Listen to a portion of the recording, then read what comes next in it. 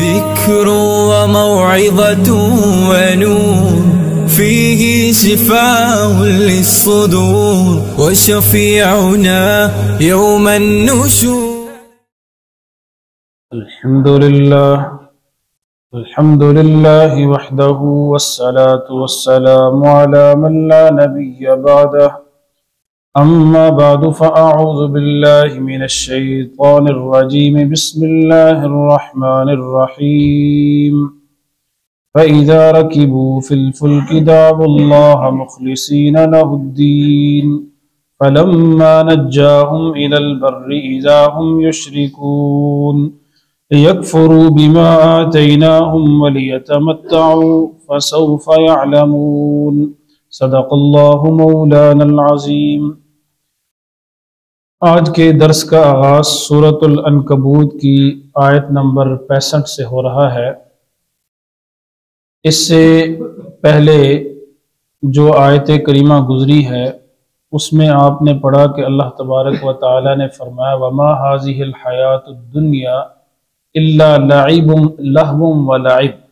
یہ دنیا کی زندگی کھیل اور تماشا ہے، حقیقی زندگی آخرت کی زندگی ہے، اور جو زندگی ہمیشہ ہمیشہ کی ہے، جو مستقل ہے، جو دائمی ہے، وہ آخرت کی زندگی ہے۔ دنیا کی زندگی ناپائیدار ہے، دنیا کی زندگی عارضی اور فانی ہے۔ اللہ رب العزت نے دنیا کی زندگی میں انسان کو بھیجا ہے تاکہ وہ اچھے اعمال کرے اور اچھے اعمال کر کے اپنی آخرت کی تیاری کرے۔ لیکن مشرکین مکہ اور کافر جنہوں نے نبی پاک صلی اللہ علیہ وسلم کی دعوت کو ٹھکرایا اور توحید کا انکار کیا، آگے ان کا ذکر ہے اور ان کی ایک عجیب حالت کا ذکر ہے کہ وہ یہ تو مانتے تھے کہ ساری کائنات کا خالق اور مالک اللہ تعالیٰ ہے، ساری کائنات کا مدبر اللہ تعالیٰ ہے، لیکن وہ یہ کہتے تھے کہ اللہ تعالیٰ نے جو ساری کائنات بنائی ہے اور ساری کائنات کا جو نظام چلا رہا ہے، اس نظام چلانے میں ہمارے جو بت ہیں وہ بھی اللہ تعالیٰ کے ساتھ شریک ہیں، تو وہ بتوں کو اللہ تعالیٰ کا شریک مانتے اور اللہ تعالیٰ کا ساجی مانتے تھے۔ آگے اللہ تعالیٰ نے ان کی عجیب حالت کا ذکر کیا کہ جب وہ کشتی میں سوار ہوتے ہیں اور کشتی کو چاروں طرف سے موج گھیر لے اور ہر طرف سے سمندری طوفان آ جائے اور ان کو بچنے کی کوئی امید نہ ہو، تو ایسے وقت میں وہ صرف اور صرف اللہ کو پکارتے ہیں۔ ایسے وقت میں ان کا بھی عقیدہ تھا کہ ہمارے بت یہاں پر کام نہیں دے سکتے۔ اللہ نے فرمایا کہ جب وہ اس سے نکلتے ہیں اللہ تعالیٰ ان کی دعا کو قبول کرتا ہے اور ان کی کشتی کو سمندر کے کنارے پر لگا دیتا ہے۔ جب سمندر کے کنارے پر جاتے ہیں تو پھر اپنی مونچھوں کو وٹ دے کر کہتے ہیں کہ بھائی یہ کام تو بڑا مشکل تھا جی، اکیلے رب کدھر کر سکتا ہے کہ اتنی بڑی کشتی ہے اور ہمیں پار لگا دیا کنارے پر۔ تو اس میں ہمارے بتوں نے اور ہمارے خداؤں نے اللہ کی کیا کی ہے؟ امداد کی ہے۔ میرے دوستو، یہی شرک ہے کہ اگر آدمی اللہ تعالیٰ کی ذات و صفات میں کسی اور کو شریک کر دے، خواہ وہ بت ہے، خواہ وہ کوئی مخلوق ہے، کوئی انسان ہے، کوئی ولی اور نبی ہے، تو اسے ہی شرک کہتے ہیں۔ ظاہر ہے کہ اللہ تعالیٰ کے مقام کے برابر کوئی بھی نہیں ہو سکتا۔ جو کام اللہ تعالیٰ کا ہے اگر کوئی آدمی یہ کہے گا کہ اللہ کے علاوہ کوئی اور بھی کر سکتا ہے تو یہی شرک کہلائے گا۔ تفسیر کی کتابوں میں ایک بڑا دلچسپ واقعہ لکھا ہے کہ جب مکہ فتح ہوا تو اس وقت آپ صلی اللہ علیہ وسلم نے جتنے بھی کافر تھے اس وقت، کچھ تو ایسے تھے جو بھاگ گئے، جیسے صفوان بن امیہ کافروں کا بہت بڑا سردار تھا اور ہر موقع پر اسلحہ مہیا کرتا، ہر کسی کو اسلحہ دیتا کہ اس کو مسلمانوں کے خلاف استعمال کرو، وہ بھاگ گیا۔ حبار بن اسود یہ وہ کافر تھا جس نے حضرت صلی اللہ علیہ وسلم کی بیٹی حضرت سیدہ زینب رضی اللہ تعالی عنہ جب ہجرت کر کے جا رہی تھیں تو اس نے ان کو اونٹ سے گرایا جس سے ان کا جو ہے وہ حمل بھی ضائع ہو گیا، تو یہ بھی اس فتح مکہ کے موقع پر بھاگ گیا۔ اسی طرح اکرمہ بن ابی جہل، ابو جہل جو اسلام کا کتنا دشمن تھا، نبی پاک صلی اللہ علیہ وسلم کے خلاف ہر موقع پر پیش ہوتا، بدر میں مارا گیا، تو اس کا بیٹا اکرمہ بھی جب مکہ فتح ہوا تو مکہ مکرمہ سے بھاگ گیا۔ یہ سارے کافر اس لیے بھاگے کہ اب مسلمان تو ہمیں نہیں چھوڑیں گے، مکہ میں ان کی حکومت آ گئی۔ کچھ ایسے تھے جو نہ بھاگ سکے، مکہ مکرمہ ہی میں تھے۔ آپ صلی اللہ علیہ وسلم نے سب کافروں کو جمع کیا۔ کافروں نے سوچا کہ اب ہماری خیر نہیں ہے۔ آپ صلی اللہ علیہ وسلم نے انہیں ایک ایک کر کے ان کے مظالم یاد دلائے کہ فلاں موقع پر تم نے یہ ظلم کیا، تمہیں یاد ہے کہ نہیں؟ فلاں موقع پر تم نے یہ ظلم کیا، فلاں موقع پر تم نے یہ ظلم کیا۔ اب وہ دل ہی دل میں سوچ رہے تھے کہ اب ہمارے بارے میں پتہ نہیں کیا فیصلہ ہونے والا ہے، لیکن آپ صلی اللہ علیہ وسلم نے فرمایا پریشان ہونے کی ضرورت نہیں، لا تثریب علیکم اليوم انتم الطلقاء اذهبوا، فرمایا آج میں نے تم سب کو معاف کیا ہے، تم سب کے سب میری طرف سے آزاد ہو جاؤ۔ جب یہ بات انہوں نے سنی تو وہ بڑی حیرانگی کے عالم میں ایک دوسرے سے پوچھنے لگے کہ کیا اللہ کے نبی اور پیغمبر نے ہمیں بھی معاف کر دیا جنہوں نے حضور کو مکہ سے نکالا؟ جی آپ صلی اللہ علیہ وسلم کی بیٹی کو کیا ہے اونٹ سے گرایا اور آپ کے ساتھیوں پر اتنے مظالم ڈھائے۔ تو ایک آدمی مجمع سے کھڑا ہوا کہنے لگا اے اللہ کے نبی، آپ حبار بن اسود کو بھی معاف کر دیں گے جس نے آپ کی بیٹی کو اونٹ سے گرایا تھا؟ اور میں اسے بھی کچھ نہیں کہوں گا اگر وہ مکہ میں آ جائے، وہ تو بھاگ گیا تھا نا۔ اسی طرح ایک آدمی کھڑا ہوا کہنے لگا صفوان بن امیہ کو بھی کچھ نہیں کہیں گے اور میں اسے بھی کچھ نہیں کہوں گا۔ تو اکرمہ کی بیٹی، اکرمہ کی بیوی وہ کھڑی ہوئی کہنے لگی کہ آپ کو پتہ ہے کہ میں اکرمہ بن ابی جہل کی بیوی ہوں اور اکرمہ آپ کے ڈر سے بھاگ گیا مکہ مکرمہ سے، تو کیا آپ اسے بھی معاف کر دیں گے؟ حضور نے فرمایا میں اسے بھی معاف کر دوں گا اگر وہ آ جائے۔ تو وہ کہنے لگی کہ اس طرح تو اس کو یقین نہیں ہوگا، اگر آپ اپنی نشانی دے دیں تو میں اسے نشانی جا کر دکھاؤں گی کہ حضور صلی اللہ علیہ وسلم تمہیں بھی امن دے رہے ہیں، واپس آ جاؤ۔ آپ صلی اللہ علیہ وسلم نے کالی پگڑی پہنی ہوئی تھی، امامہ سودا آپ نے وہ اتار دی اور فرمایا یہ لے جاؤ اور جا کر اپنے میاں سے کہو کہ میں اسے کچھ بھی نہیں کہوں گا، مکہ مکرمہ میں آ جائے، بھاگنے کی ضرورت نہیں۔ اب اکرمہ بن ابی جہل کی بیوی چل پڑی سمندر کی طرف۔ اس زمانے میں کشتیاں چلتی تھیں اور بیت اللہ کے ارد و گرد اب تو بہت ساری عمارتیں ہیں، اس وقت بیت اللہ کی سیدھ میں عمارتیں نہیں تھیں، تقریباً 30 میل کے فاصلے پر سمندر تھا اور وہاں پر ٹینٹ لگے ہوتے، لوگ وہاں پر جنہوں نے جانا ہوتا مکہ مکرمہ سے وہاں پر جا کر کوئی 10 دن رہتا، 15 دن رہتا، کوئی 20 دنوں کے بعد، 30 دنوں کے بعد، مہینے بعد ایک کشتی تیار ہوتی، مسافر بنتے تو وہ ایک کشتی روانہ ہو جاتی۔ اکرمہ بن ابی جہل جب اس سمندر کے کنارے پر پہنچا تو اتفاق سے کشتی کے مسافر پورے تھے، ایک دو سواریاں کم تھی، یہ بھی بیٹھ گیا اور کشتی اسی وقت چل پڑی۔ جب کشتی چلی اور تھوڑا سا ہی اس نے سفر طے کیا تھا، اچانک جو سمندر میں جو ہے وہ لہریں اٹھیں اور ہر طرف سے کشتی کو موجوں نے گھیر لیا، طوفان آ گیا۔ تو جو کشتی کے مسافر تھے نا وہ پکارنے لگے، کسی نے کہا ہے لات ہماری مدد کر، کسی نے کہا ہے عزا پری کا نام تھا ہماری مدد کر، کسی نے کہا منات ہماری مدد کر۔ تو جو کشتی کے ملاح تھے اور جو پرانے لوگ تھے انہوں نے کہا فَإِنَّ آلِهَتَكُمْ لَا تُغْنِي هَاهُنَا شَيْئًا، یہاں پر تمہارے معبود کچھ کام نہیں آ سکتے، نہ لات کام آئے گا، نہ منات کام آئے گا، نہ عزا کام آئے گا۔ اگر یہاں تم پکارنا چاہتے ہو تو صرف کس کو پکارو؟ اللہ کو پکارو، اس کشتی کو کنارے پر صرف اللہ ہی لگا سکتا ہے۔ تو یہ جو اکرمہ جو بہت بڑا کافر اور مشرک تھا، ابو جہل کا بیٹا، اس نے کہا کہ اگر سمندر میں اور یہاں پانی میں اللہ ہماری مدد کرتا ہے اور اللہ تعالیٰ ہی ہماری تکلیف کو دور کرتا ہے تو پھر خشکی کے اندر اور زمین کے اندر بھی اللہ ہماری تکلیفوں کو دور کرتا ہے نا۔ یہی بات تو میرا چچا زاد بھائی محمد کہتا ہے اور اسی کے ساتھ ہمارا جھگڑا ہے۔ وہ کہتا ہے کہ سب کچھ کرنے والا رب ہے، ہم کہتے ہیں نہیں، ہمارے بت بھی امداد کرتے ہیں۔ اگر ہمارے بت یہاں پر ہماری امداد نہیں کر سکتے سمندر میں تو پھر زمین میں بھی ہماری امداد نہیں کر سکتے۔ اس کی کوئی عقل ٹھکانے پر آ گئی اور تھوڑی اس کو سمجھ آ گئی۔ وہ کہنے لگا مجھے جو ہے کشتی سے واپس کنارے پر لگاؤ، مجھے اتار دو۔ چنانچہ انہوں نے کشتی کو جو ہے وہ ظاہر آگے تو نہیں جا سکتے تھے، سمندر کی موجیں تھی، کشتی واپس آ گئی، کنارے پر لگی، سب مسافر اتر گئے، یہ اکرمہ بھی اتر گیا۔ دیکھا تو آگے اس کی بیوی کھڑی تھی جو آپ صلی اللہ علیہ وسلم سے پگڑی لے کر آئی تھی، اس نے سوچا کہ اب تو خیر نہیں ہے، انہوں نے میری بیوی کو بھی معاف نہیں کیا مکہ مکرمہ میں، میری بیوی بھاگ کر آ گئی۔ تو اپنی بیوی سے پوچھنے لگا کہ کیفا، تو کیسے آئی ہے؟ اس نے کہا پریشان ہونے کی ضرورت نہیں، میں آپ کے پاس حضور صلی اللہ علیہ وسلم کی طرف سے امان لے کر آئی ہوں، آپ صلی اللہ علیہ وسلم نے سب کو معاف کر دیا ہے اور آپ نے تجھے بھی معاف کر دیا ہے۔ کہنے لگا اچھا مجھے بھی معاف کر دیا، حالانکہ میں دشمن اسلام کا بیٹا ہوں اور میں نے اسلام کو جو ہے وہ مٹانے میں اور مسلمانوں کو تکلیف پہنچانے میں کوئی کسر نہیں چھوڑی۔ تو وہ کہنے لگی کہ دیکھو یہ حضور صلی اللہ علیہ وسلم کی پگڑی ہے اور انہوں نے آپ کو بھی معاف کر دیا۔ تو وہ اتنا متاثر ہوا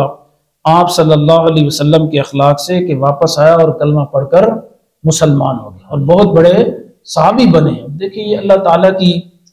قدرت ہے کہ ابو جہل کتنا بڑا دشمن تھا،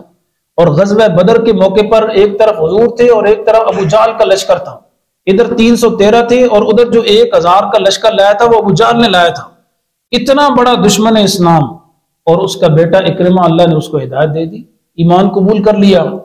تو عرض کرنے کا مقصد یہ دلچسپ واقعہ تفسیر کی کتابوں میں لکھا ہے کہ جب وہ کشتی میں سفر کرتے نا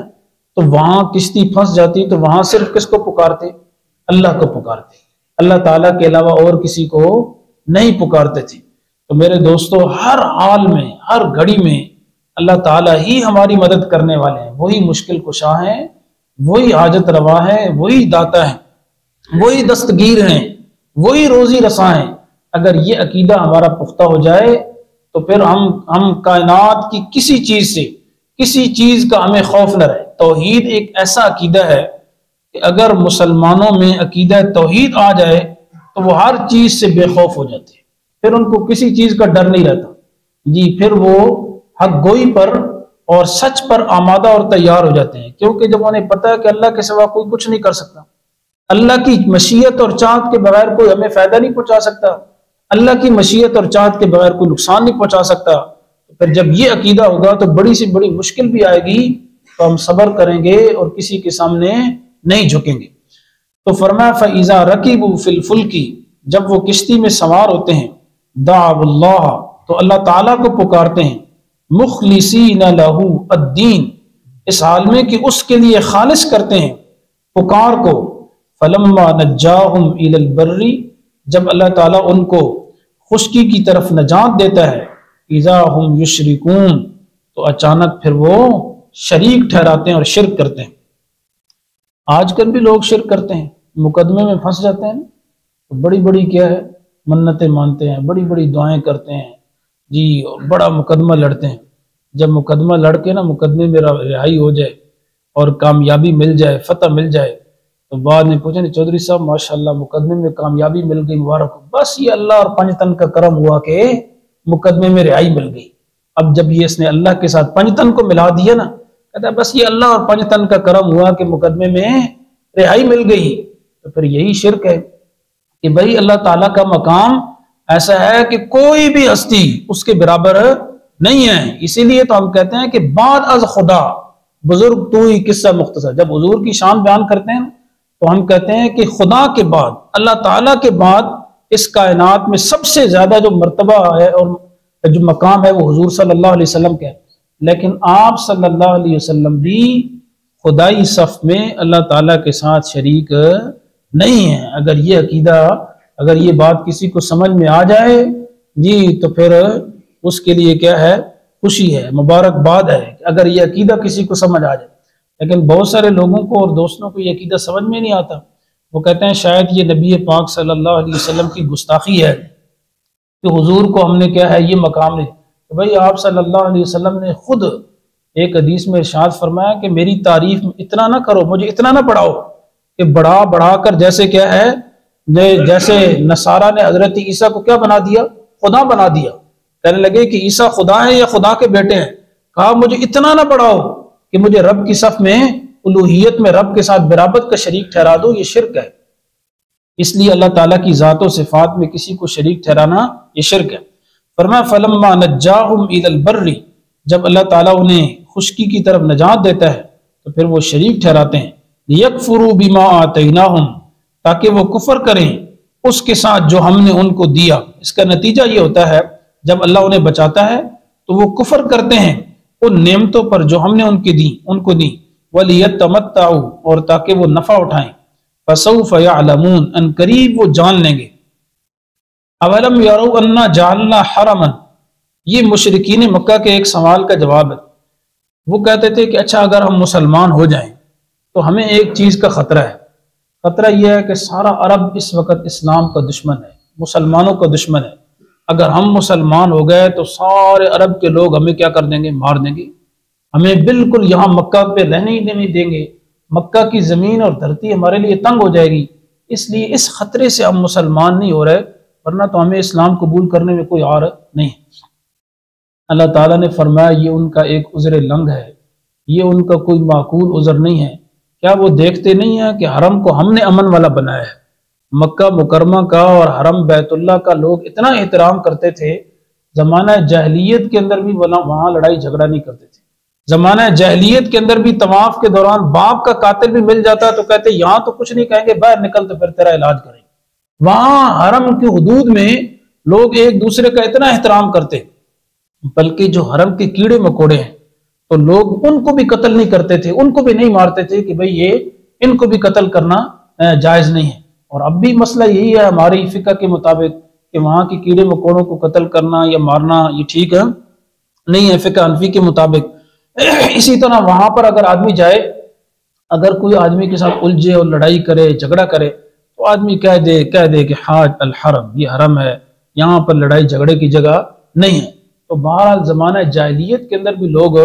اتنا حرم کا احترام کرتے تھے۔ اللہ تعالیٰ نے فرمایا کہ یہ خواہ مخواہ یہ اعتراض کرتے ہیں کہ اگر ہم مسلمان ہو گئے تو لوگ ہمیں مار دیں گے، حالانکہ مکہ کو ہم نے امن کی جگہ بنایا ہے۔ اب یہ بیت اللہ کے متولی ہیں اور بیت اللہ کی برکت سے ساری دنیا کے لوگ ان کو قدر کی نگاہ سے دیکھتے ہیں۔ ساری دنیا کے لوگ کہتے ہیں کہ جہاں پر بھی جاتے نا مشرکین مکہ، اور جہاں پر وہ کافر جاتے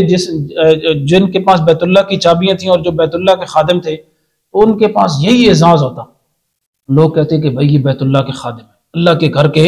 خدمت گزار ہیں۔ لوگ سفر میں جاتے تو ان کا اکرام کرتے، ان کے پاس آتے تو عزت کے ساتھ کیا ہے آتے، تحفے تحائف ہدایہ لے کر آتے کہ یہ اللہ کے گھر کی خدمت کرنے والے ہیں۔ اللہ تعالیٰ نے فرمایا کہ بیت اللہ کی وجہ سے تو ان کو اتنا مقام ملا ہے